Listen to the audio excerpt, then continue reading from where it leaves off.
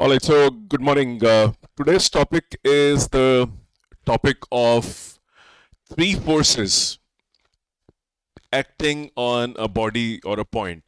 Okay, and we will discuss the topic of equilibrium and some concepts that will help you solve numericals in JEE Mains, NEET examination, West Bengal JEE. I already have a long list of videos in my playlist of vectors. So you should see that. It will give you a very good insight. But today's topic is very special, and you will see why. It will give you a very good method to solve the questions quickly. Okay. So first let's revisit the concept of balance, right? So we will talk about balance to start with, and let's say uh, I have a object, okay, so or a point, and it is subjected to two forces which are equal and opposite, right? So this is one force and this is another force, right? This is vector A and this is minus A. So the sum is A plus minus A is equal to 0, right? So this is simple. Two forces resulting in equilibrium. Okay, so we are studying equilibrium, but we are studying it from the point of view of the forces only. So there are two parts to any equilibrium question, right? So one is going to use the free body diagram where a lot of forces are involved. The second rule which is applied to a situation of equilibrium is the principle of moments. Okay, so the principle of moments, right? We are not covering principle of moments for the time being, though I will cover this topic later on. Okay, so the principle of moment will be covered as one of the topics, but I'm going to cover it as part of the later advanced topic. So today let's study the three forces acting on a particle, right? So let's say you have a point object to start with, let's say, right? So if you have a point object and it has three forces acting on it, maybe you can draw any direction. So one force is like this, the second force is like this, and the third force is probably here, right? So these are the three forces which are acting on the body. Now this could be the weight or something like that, right? So they're connected to a wall, and so you can see three forces acting on a body. If it is in equilibrium, what is important to note is that the sum of any two forces, the sum of the vector sum of any two forces will be equal to the third force. Makes sense, right? So if you have three forces acting on a point object or a body, the sum of two forces will be equal to the third force vectorially. What is the result? The result is 0, right? So what do we say? We say vectorially F1 plus F2 plus F3 is equal to 0, right? So we are today only concentrating on three forces. Be very careful that I am covering only three forces today, not two forces. Now, I have written this, right? Now, a lot of people are aware of this, that the sum of two forces will be equal to the third force. But there is another important way to express the same concept of equilibrium due to three forces, and which is what we are going to study today. What do I mean by that? Now, if you know that you have three forces, F1, F2, F3, they are causing a body to be in equilibrium, then the rule is that if you draw a triangle of vectors of those forces, right, it is possible, which means you should be able to draw a triangle using these three vectors. Let me show you how. So for example, you have let's say you have a force 1 which is like this, okay, and then maybe this, right, this is the force, and then you have another force which is probably something like this, So you draw this, and let's say this is your second force, and then the third force. Okay, you can see that they have been drawn one after another. So this is your F1, this is your F2, and this is your F3. If three forces are in equilibrium, then you should be able to draw a triangle using those forces. That's a point I'm trying to drive home, right? So if the, and what does it mean actually physically? What it means is, if you put the forces in a triangle like that, the sum of the forces is going to be 0. Simple, right? So again, what does this triangle indicate? That the resultant is still 0, which means again F1 plus F2 plus F3 is equal to the 0, and therefore these three forces were acting on a body or an object. I will show you when it comes to an object, are acting on a body, they will result in equilibrium. Okay, so, and I told you we are not covering the principle of moments right now. I will give you a glimpse of principle of moments. It is to do with the turning of the body. So we are not working on those questions where the turning is also involved. We're just working on the cases where there is no turning, and there is a reason why there is no turning, which I will talk about.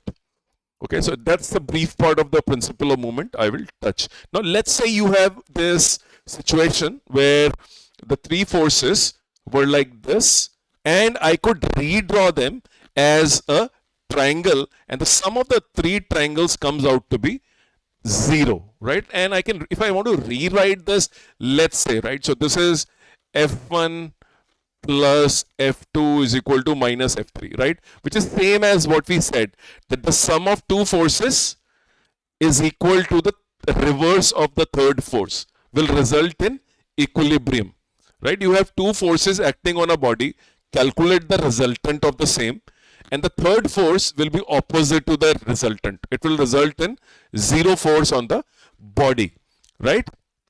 I hope you understand. Two forces are acting, find the resultant, and then cancel that resultant with the help of a third force.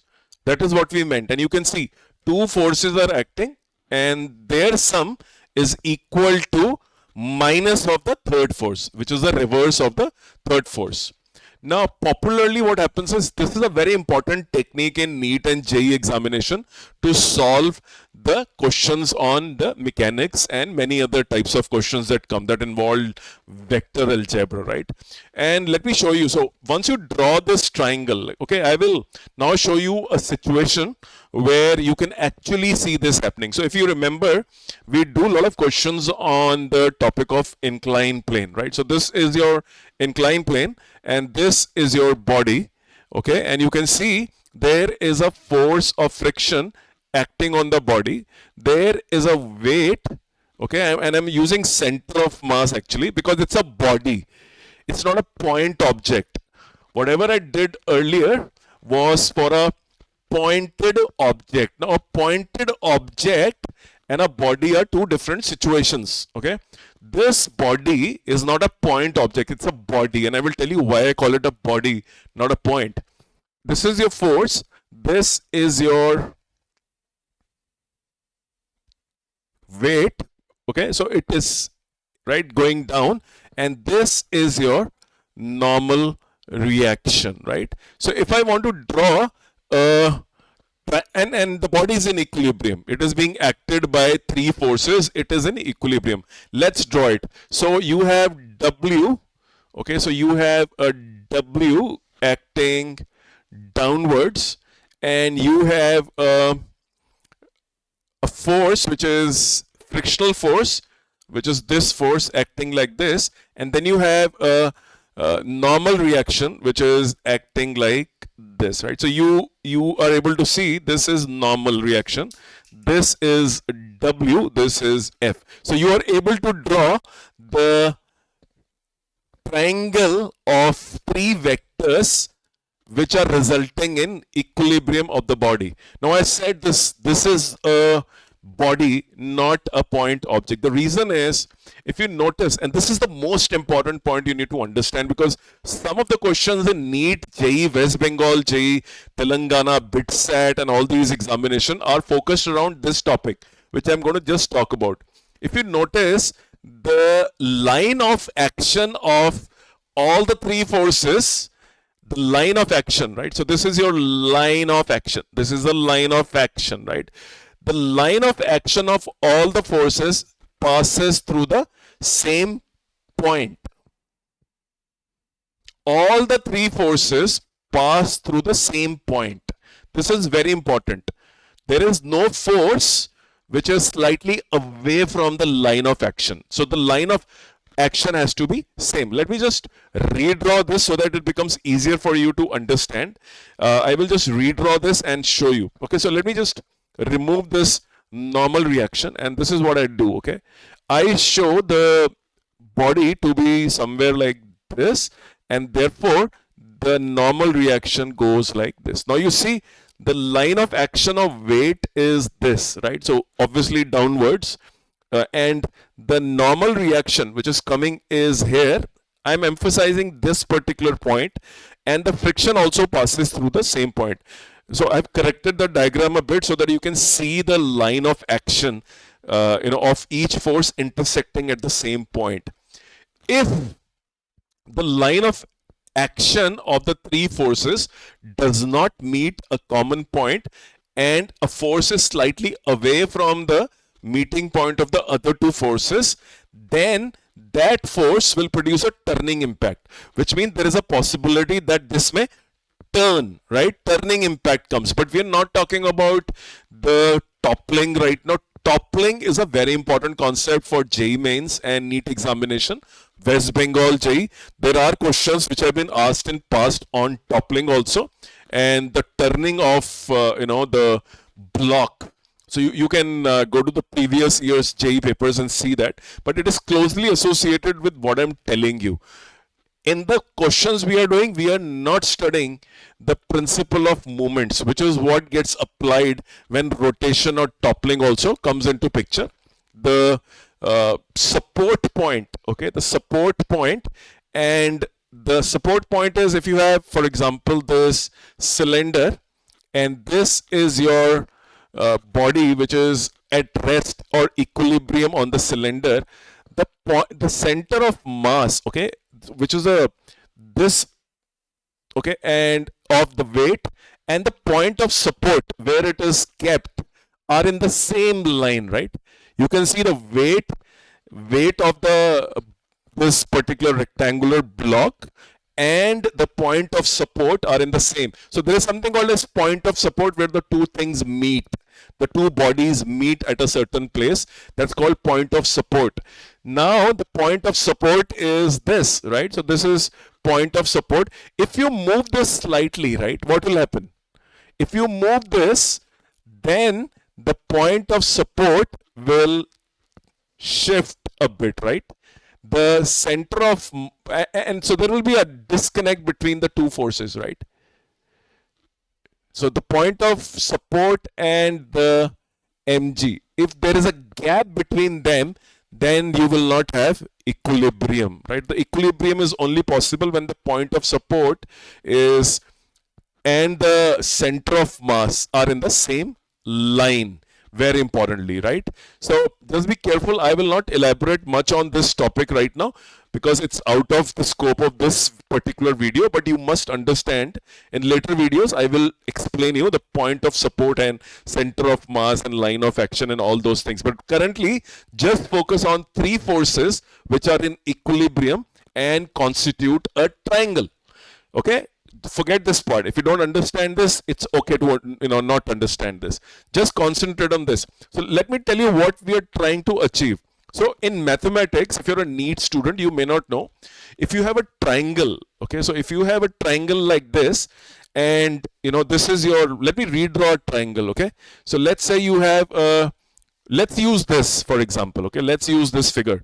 So if you have a triangle, and this is F1 and this is theta 1, this is F2, this is theta 2, and this is theta 3. Okay.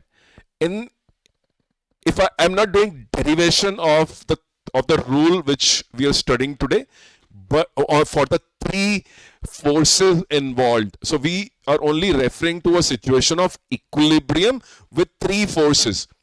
Three forces in equilibrium is the topic, and we are trying to understand how to solve such questions. One way is obviously take components perpendicular and parallel, cancel each other. The parallel components gets cancelled. The perpendicular components also get cancelled. What we are studying today is slightly different. We are studying the same concept using the concept of a triangle being used, one after another, three forces, one after another, and we are saying the sum of the forces, we can represent the forces which are in equilibrium, the three forces, as a triangle. And what is the advantage of using this is this: it brings a shortcut to your method, and this is a shortcut I'm referring to. I'm not getting into the so to say derivation of this particular theorem, but the rule is, if you notice, if you get a situation like this, for example, this was a situation, right? What you do is you redraw these three vectors as this, and then using these angles, okay, mark these angles, okay, so mark these angles. So these angles, so if this is, for example, 120 degrees, okay, so this is, for example, 90 degrees, right? So this is 210 and 300, so this is 150 degrees. So you know the three angles, right? If you know these three angles, okay, what you do is you redraw these forces as a triangle like this, right? So you knew three forces. One, second is a normal reaction, then you have a weight. Redraw them and see the angle between them. So see the angle between these two, see the angle between this and this, and see the angle between this and this. Once you notice the angle between them, you can redraw this figure and use this. This particular way of representing force and this, there is no difference between the angles actually, okay? We're not proving it, but the net result is going to be, if you are able to find theta 3, theta 2 and theta 1, then f1 upon sine theta 1 is equal to f2 upon sine theta 2 is equal to f3 upon sine theta 3. This is called as the sine rule. So you're using a mathematical concept associated with a triangle. If you're given a triangle, right? If you're given a triangle, for example, this is your triangle, and the sides are A, B, C, and you know the angle A, C, and B, then A upon sine A is equal to B upon sine B is equal to C upon sine C. Okay, this is the rule which you have to use to solve certain questions which are easily solved. A lot of people emphasize that we will use resolution of vector and solve it. That will take you too much time. In a NEET and a JEE examination, you have very little time. So it is better to use a sine rule when you see three forces. If you have a three force kind of situation, what should strike you is the sine rule, which is this. And you should have slight mathematical aptitude to convert these angles. Okay, so these angles, essentially, if you notice, this is the angle between, so this, like I said, right, this is 120 degrees, this is 90 degree and 150 degree, right? You should be able to redraw the diagram as this diagram and be able to identify with the help of 120, 90 and 150 what are the three angles which are involved. That should not take you too much time. For example, I will just extend this figure. I am extending the frictional force like this. I am extending my weight like this, and I am extending my normal reaction like this, right? So if you notice individually, this is one force we were referring to, this is the second force we are referring to, and the third force we are referring to is this force, right, which is this. So we know this angle, right? We know this is 120 degrees, right? So the balance is 60 degree. So essentially these three are 180 minus the angle which is available to you, right? So if this is 120, opposite to the weight, right? Then opposite to the weight, if you draw, okay? So if this is your weight, if this represents your weight, right? So with the weight, what you will do is you will use the angle of, so you already used one angle, so weight and frictional force are at an angle of 150 degrees, right?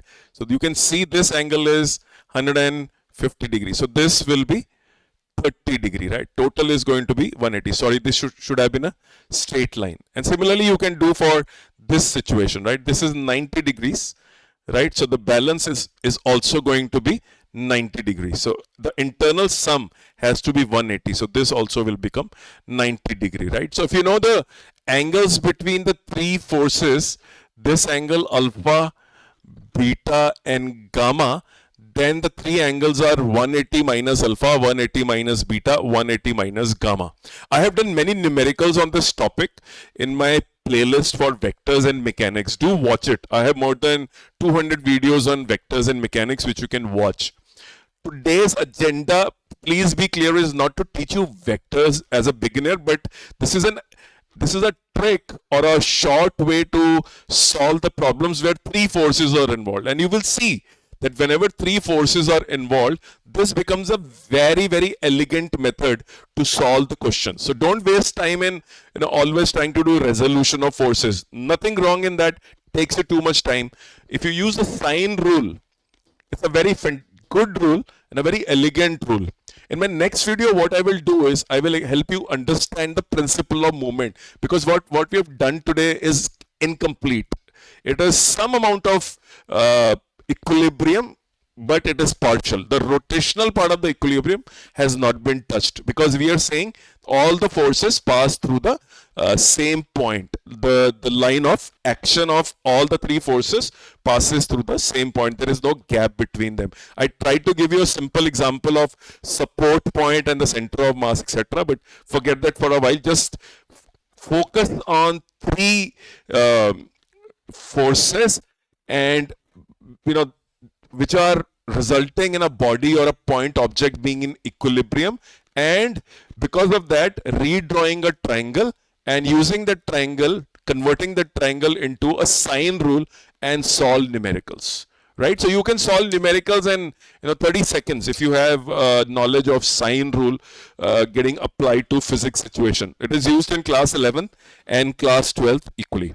So thank you very much for your time today. I think you might have enjoyed this video. If you did, please do subscribe to my channel. You will see some fantastic conceptual videos coming up and some great questions being solved on this channel. So thank you very much, and wait for my next video.